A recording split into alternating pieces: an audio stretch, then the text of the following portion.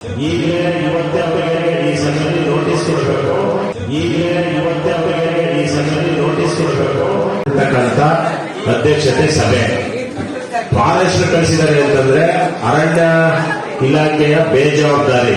ನೀವು ಈಗಲೇ ಇವತ್ತೇ ಅವರಿಗೆ ಈ ಸಭೆಯಲ್ಲಿ ನೋಟಿಸ್ ಕೊಡಬೇಕು.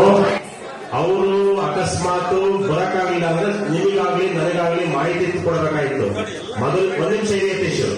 ಮೊದಲನೇದು ನಮಗೆ ಮಾಹಿತಿ ಕೊಡದಲೆ, ಅವರು ಆರ್ಎಫ್ಒಗಿಂತ ಮೇಲ್ಪಟ್ಟ ಅಧಿಕಾರಿ ಬರದಲೆ ಅವರು ಫಾರೆಸ್ಟ್ ಕಳಿಸಿರೋದ್ರಿಂದ ಮೊದಲು ಅವರಿಗೆ ಕೂಡಲೇ ಅವರಿಗೆ ನೋಟಿಸ್ ಕೊಡಿ.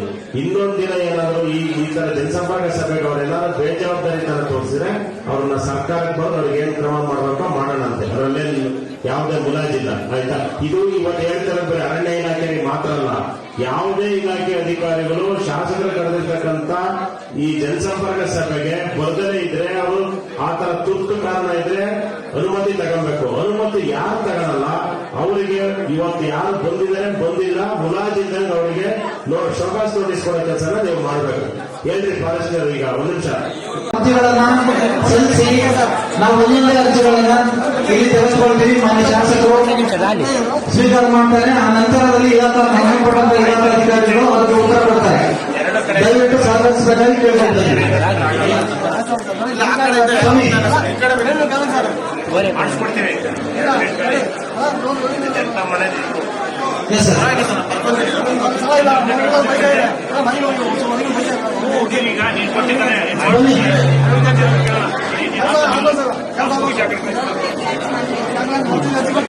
ಸಾಮಾನ್ಯ ಜನ ನೀವು ಅಲ್ಲಿ ಅಧಿಕಾರಿಗಳು ಕೆಲಸ ಮಾಡ್ತಾ ಇದ್ದೀರಿ.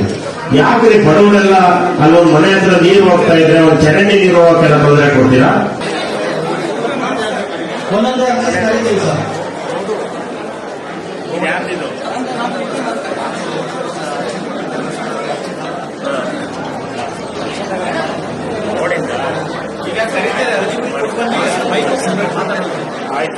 ಮುಂದಿನ ಸಲ ಮತ್ತವ್ರು ಸುತ್ತದಂಗೆ ಪರಿಹಾರ ಮಾಡಿಕೊಡಿ. ಒಂದಿಷ್ಟು ದಿನ ನಿಗದಿ ಮಾಡ್ಕೊಂಡು ಹೇಳಿ ಇಷ್ಟು ದಿವಸದಲ್ಲಿ ಮುಗಿಸ್ಕೊಡಿ. ಬೇಡ 15 ದಿವಸ ತಗೊಳ್ಳಿ. 15 ದಿವಸದಲ್ಲ ನೀವು ಅವರು ಸೇರಿ ಮಾತಾಡಿ ಅದನ್ನು ಪರಿಹಾರ ಮಾಡ್ಕೊಡಿ. 15 ದಿವಸದಲ್ಲ ಬಿಡಿಸ್ಕೊಡ್ತೀವಿ ಅಂತ ಹೇಳಿದ್ದಾರೆ. ಬಿಡಿಸ್ಕೊಡ್ತಾರೆ ಆಮೇಲೆ ಬಂದು ಕಾಣ್, ಆಯ್ತಾ? ಸರ್, ನಮಗೆ 3 ಕಂಬದ ಅವಶ್ಯಕತೆ ಇದೆ. ಹಂಗಾಗಿ ಕರೆಂಟ್ ಸ್ವಲ್ಪ ಸಮಸ್ಯೆ ಆಗುತ್ತೆ. ಅಲ್ಲಿ ಬೇರೆ ಮನೆ ಕಡೆಯಿಂದ ಹಿಂಗಡಿದ ತಗೊಂಡಿದ್ದೀವಿ. ಅಲ್ಲಿ ಮಳೆ ಗಾಳಿ ಬಂದರೆ ಕೊಂಬೆಗೆ ಮುರಿದೋದ್ರೆ ಕರೆಂಟಿಗೆ ತೊಂದರೆ ಆಗುತ್ತೆ. ಅದಲ್ಲ ಇಲ್ಲಿ ನಿಮ್ JE ಅಥವಾ ಲೈನ್ ಮೇಲೆ ಇದಾರ್ತಾನೆ ಇಲ್ಲ. ಕರೀರಿ ಕೇಳಿ ಸರ್. ಇನ್ನೊಂದು, ಇವ್ರು ಆಲ್ರೆಡಿ ಸರ್ವಿಸ್ ತಗೊಂಡಿದ್ರೆ ನಾವೀಗ ಕಂಬ ಹಾಕ್ಲಿಕ್ಕೆ ಬರಲ್ಲ ಸರ್. ಅವರು ಸ್ವಂತ ಖರ್ಚಲ್ಲಿ ಮಾಡ್ಕೋಬೇಕಿತ್ತು. ಅವರು ಅವತ್ತೇ ಕರೆಕ್ಟಾಗಿ ರೂಟಲ್ಲಿ ಕೊಟ್ಟಿದ್ರೆ ನಾವು ಕಂಬ ಹಾಕಿ ಅವ್ರಿಗೆ ಸರ್ವಿಸ್ ಕೊಡ್ತಾ ಇದ್ವಿ ಅಂತ ಆಗಿದ್ರೆ ಅವರು ಅಲ್ಲಿ ಸಾಗುವಳಿ ಮಾಡ್ತಾ ಇರೋದು 4 ಎಕರೆ ಇರ್ತಾರೆ ಸರ್. ಈಗ ನಾವು 3 ಎಕರೆ ಅಷ್ಟೇ ಮಾಡಲಿಕ್ಕೆ ಸಾಧ್ಯ ಸರ್.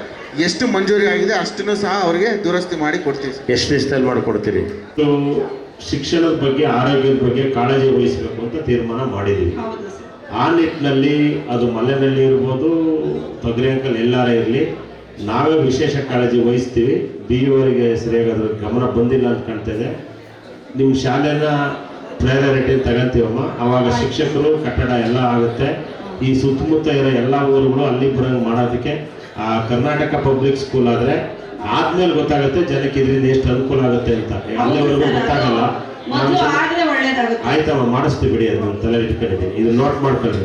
ನೀವು ನೋಟ್ ಮಾಡ್ಕೊಂಡು ಈಗ ವಾಪಸ್ ಬರ್ಬೇಕಾರೆ ಸೀದಾ ಊರಿಗೆ ಬರಬೇಡಿ. ಆ ಶಾಲೆಗೆ ಹೋಗಿ ವಿಸಿಟ್ ಮಾಡಿ ಸಂಪೂರ್ಣ ಮಾಹಿತಿ ತಗೊಂಡು ಬನ್ನಿ. ಇವತ್ತು ಚಿಕ್ಕಮಗಳೂರಿನಲ್ಲಿ ಏನು ನಮ್ಮ ರಾಜ್ಯದಲ್ಲಿ ಸನ್ಮಾನ್ಯ ಮುಖ್ಯಮಂತ್ರಿಗಳು ರಾಜ್ಯದಲ್ಲಿ ಜನಸಂಪರ್ಕ ಸಭೆ ಮಾಡಿದರು, ಜಿಲ್ಲೆಯಲ್ಲಿ ಉಸ್ತುವಾರಿ ಸಚಿವರು ಮಾಡಿದರು. ಅದೇ ರೀತಿ ಶಾಸಕರು ಹೋಬಳಿ ಮಟ್ಟದಲ್ಲಿ, ತಾಲೂಕು ಮಟ್ಟದಲ್ಲಿ ಈ ಜನಸಂಪರ್ಕ ಸಭೆಯನ್ನು ಮಾಡಬೇಕು ಅನ್ನೋ ಒಂದು ಸರ್ಕಾರದ ಸೂಚನೆ. ಇದೊಂದು ಜನಗಳಿಗೆ, ಜನ ಇರುವ ಜಾಗಕ್ಕೇ ಅಧಿಕಾರಿಗಳು ಕರ್ಕೊಂಡೋಗಿ ಅವ್ರ ಸಮಸ್ಯೆನ ಬಗೆಹರಿಸುವಂಥ ಒಂದು ಜನಸ್ನೇಹಿ ಆಡಳಿತ ಕೊಡಬೇಕು ಅನ್ನುವಂಥದ್ದು ನಮ್ಮ ಸರ್ಕಾರದ ಆಶಯ. ಅದರಂತೆ ಇವತ್ತು ನಾವು ಚಿಕ್ಕಮಗಳೂರು ತಾಲೂಕು ಕಸಬಾ ಹೋಬಳಿನಲ್ಲಿರ್ತಕ್ಕಂಥ 8 ಮತ್ತು ಜಾಗರದ ತೊಗರಿಯಂಕಲ್ 9 ಪಂಚಾಯಿತಿ ವ್ಯಾಪ್ತಿಯ ಎಲ್ಲ ಜನರ ಒಂದು ಜನಸಂಪರ್ಕ ಸಭೆ ನಡೆಸಿದ್ದೇವೆ. ಬಹುಶಃ ಜನಸಂಪರ್ಕ ಸಭೆಯಲ್ಲಿ ತುಂಬ ಜನ ಬಂದಿದ್ದಾರೆ. ಅವರಲ್ಲಿ ನಾವು ಅಧಿಕಾರಿಗಳಿಗೆ ಒಂದು ತಾಕೀತು ಮಾಡಿದ್ದೇವೆ. ಇಲ್ಲಿ ಬಂದು ಅರ್ಜಿ ಕೊಟ್ಟಿರೋರು ಮತ್ತು ಇನ್ನೊಮ್ಮೆ ರಿಪೀಟ್ ಅರ್ಜಿ ಕೊಡಬಾರ್ದು. ಈ ರಿಪೀಟ್ ಅರ್ಜಿ ಯಾಕೆ ಕೊಡಬಾರ್ದು ಅಂದರೆ ಅವ್ರ ಸಮಸ್ಯೆ ಬಗೆಹರಿಸಿದ್ರೆ ರಿಪೀಟ್ ಅರ್ಜಿ ಕೊಡಲ್ಲ. ಆ ನಿಟ್ಟಿನಲ್ಲಿ ಕೆಲಸ ಮಾಡಬೇಕು ಅನ್ನೋ ಒಂದು ತಾಕೀತನ್ನ ತಾಲೂಕು ಮಟ್ಟದ ಎಲ್ಲ ಅಧಿಕಾರಿಗಳಿಗೆ ಕೊಟ್ಟಿದ್ದೇವೆ. ನಮ್ಮ ಆಶಯ ಜನಗಳಿಗೆ, ಜನರ ಬಾಗಿಲಿಗೆ ಸರ್ಕಾರ ಹೋಗಬೇಕು, ಸರ್ಕಾರದ ಅಧಿಕಾರಿಗಳು ಹೋಗಿ ಮಾಡಿಕೊಡ್ಬೇಕು ಅನ್ನೋ ಒಂದು ಆಶಯ ಇಟ್ಕೊಂಡು ಕೆಲಸ ಮಾಡ್ತಾಯಿದ್ದೇವೆ. ಸಮಸ್ಯೆ ಇರ್ತದೆ, ಅದನ್ನು ಧೈರ್ಯವಾಗಿ ಜನಗಳಿರೋ ಪಾರ್ಟಿಗೆ ಹೋಗಿ ಸ್ಪಂದಿಸುವಂಥ ಕೆಲಸವನ್ನು ಜನಪ್ರತಿನಿಧಿಗಳಾದ ನಾವು, ಅಧಿಕಾರಿಗಳಾದ ತಾಲೂಕು ಅಧಿಕಾರಿಗಳು ಮಾಡಬೇಕು ಅನ್ನೋದು ಮಾಡಿದ್ದೇವೆ. ಬಹುಶಃ ಇದೊಂದು ಯಶಸ್ವಿ ಕಾರ್ಯಕ್ರಮ ಅಂತ ಹೇಳಲಿಕ್ಕೆ ಬಯಸ್ತೀನಿ. ಇದು ಪಬ್ಲಿಕ್ ಇಂಪ್ಯಾಕ್ಟ್. ಜನಶಕ್ತಿಯೇ ನಿರ್ಣಾಯಕ.